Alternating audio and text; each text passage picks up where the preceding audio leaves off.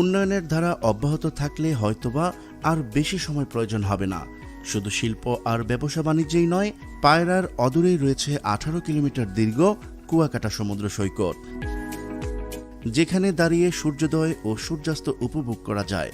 সঙ্গে রয়েছে সাগরকন্যা কুয়াকাটা সমুদ্র সৈকতের অপরূপ সৌন্দর্য।